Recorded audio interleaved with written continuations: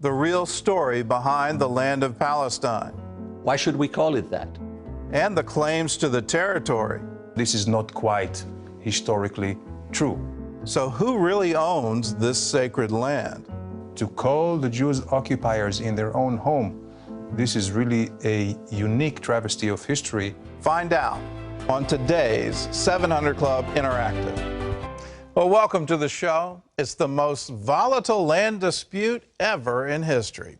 Both Jews and Palestinian Arabs claim ownership of the biblical lands of Judea and Samaria, known today as the West Bank. Palestinians claim their ancestors have lived there for thousands of years, long before the Jews. But is that claim supported by history?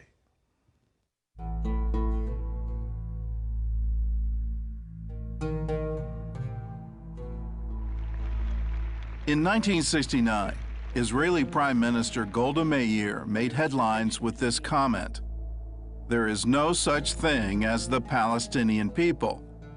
It's not as if we came and threw them out and took their country. They didn't exist." Golda's statement was controversial, but as it turned out, many Arab leaders and historians agreed with her.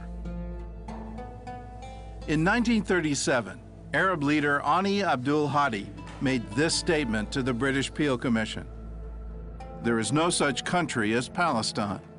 Palestine is a term the Zionists invented. There is no Palestine in the Bible. Palestine is alien to us." Nearly a decade later, Arab historian Philip Hitti agreed. In his testimony to the Anglo-American Committee, "There is no such thing as Palestine in history. Absolutely not." In 1956, a Saudi representative to the UN stated, "It is common knowledge that Palestine is nothing but southern Syria." And more recently, Syrian dictator Hafez al-Assad gave this lecture to PLO leader Yasser Arafat. Never forget this one point: there is no such thing as a Palestinian people. There is no Palestinian entity. Palestine is an integral part of Syria. With the Peel Commission of 1936, the British government offered for the first time the partition of the land, the partition of Palestine into a Jewish Palestine and into an Arab Palestine. We were all Palestinians because this was the nature of this administrative unit, Palestina. Now the Palestinians are owning this nationality as being the nation of Palestine, but this is not quite historically true.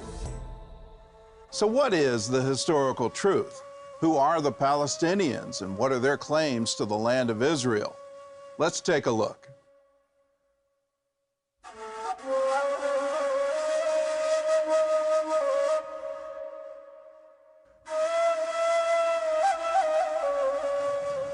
Many Palestinian Arabs, including Arafat, have claimed to be descendants of the ancient Canaanites.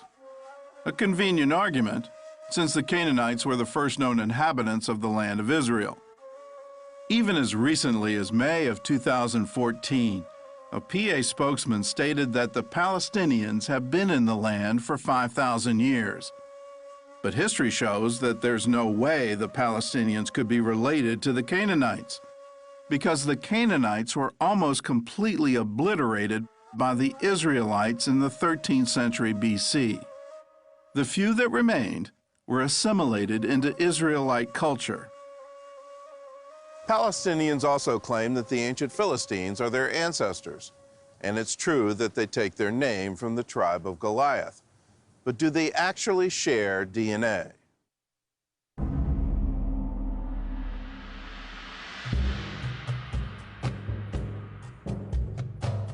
The Philistines were a seafaring people who came from Crete, the largest of the Greek islands. The Philistines got their name from the Hebrew word plishtim, which actually means invaders. Palestine means invaded land. Why should we call it that?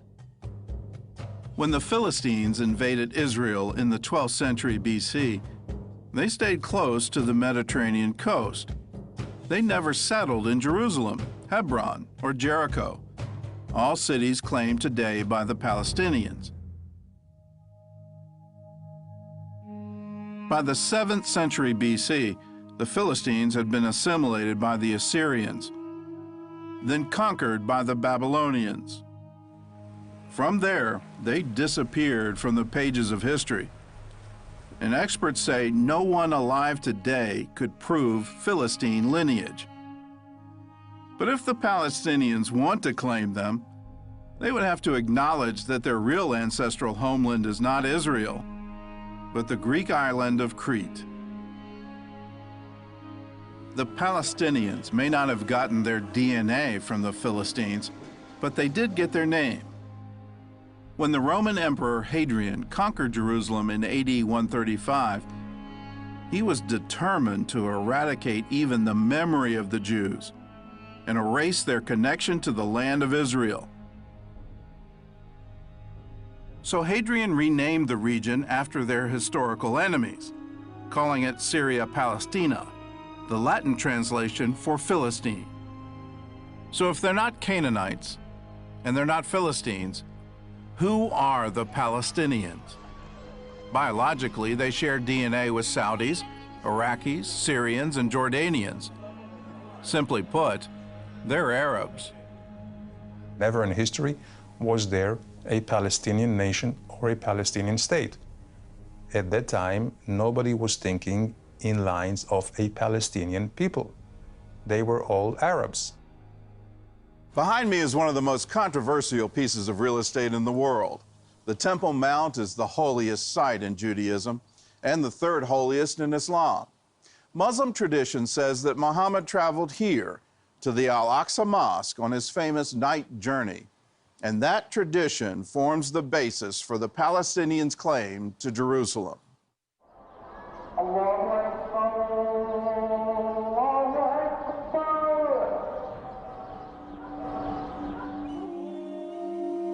Arabs claim Jerusalem as the Islamic city of Al-Quds. But there's no record that the Prophet Muhammad had ever been there, and even his armies didn't arrive there until 5 years after his death. The city of Jerusalem isn't mentioned even once in the Quran, while the Hebrew Bible mentions it more than 600 times. In Muhammad's lifetime, it was a fairly unimportant city in the Byzantine Empire. It was a Christian city without a single mosque. When the Muslims conquered Jerusalem, they chose to build their mosques on the Jewish Temple Mount, believing it to be a holy site. There they built the Dome of the Rock and the Al-Aqsa, whose name was copied from the story of the night journey in the Quran. Several Muslim scholars place the construction of the mosque around 690, while Muhammad died in 632. So how could Muhammad's famous night journey have taken him to a mosque in Jerusalem that wouldn't be built until after his death? The Quran doesn't mention Jerusalem, but says that Muhammad's dream flight took him to Al-Aqsa, which means the farthest place. Early Islamic scholars interpreted that to mean a heavenly place, or the courtyard of Allah. That all changed as Islam evolved into a political force. During the Crusades, the Muslim general Saladin changed Islamic tradition to strengthen the Muslim claim to Jerusalem. He stated that Muhammad's flight took him not to heaven, but to the Al-Aqsa Mosque in Jerusalem. And today, the Jewish Temple Mount is also the third holiest site in Islam, second only to the Arabian cities of Mecca and Medina.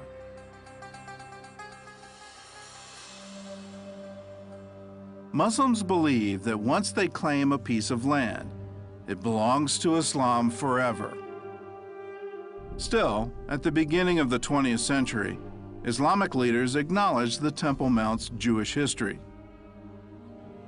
In 1924, Jerusalem's Supreme Islamic Council published this tourist pamphlet on the Temple Mount. It says the site's identity with the site of Solomon's temple is beyond dispute. This, too, is the spot, according to the universal belief, on which David built there an altar unto the Lord. The pamphlet also describes the underground chamber the Crusaders called Solomon's Stables.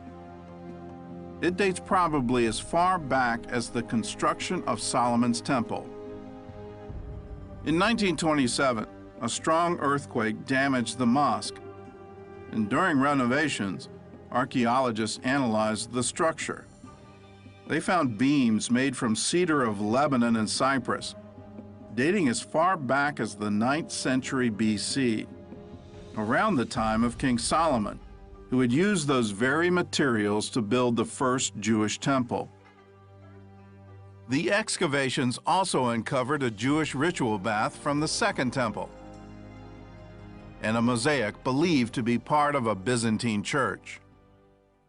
Most historians agree the Jews were here first, but the Arabs will argue that they were here the longest, and the so-called right of return has been a constant theme at every Middle East peace summit since 1948.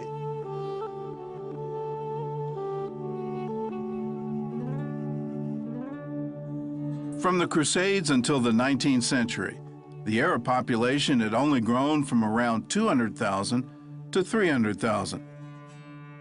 Arab growth was stagnant, and population experts say it would have stayed that way, except for one thing: the arrival of the Jews. With the waves of Jewish immigration starting in 1882, Arabs started flooding into Palestine from neighboring countries. And they came for two reasons. One, to enjoy a higher standard of living in Palestine, and two, to fight the immigration of the Jews who made that standard of living possible. By 1948, the Arab population of Palestine was 1.3 million.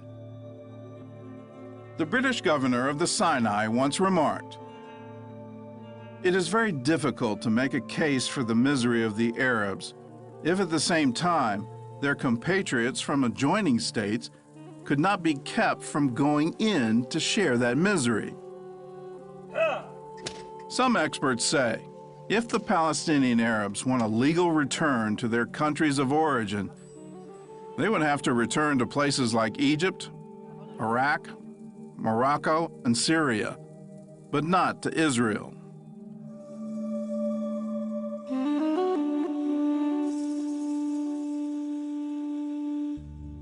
Today, many world leaders call on Israel to return to its 1967 borders. But if you look at history, those borders aren't from 1967. In fact, they're not even real borders. The borders of the West Bank are armistice lines which were created by results of the war of 1948. And at the end of the war, this is where the armies stood still.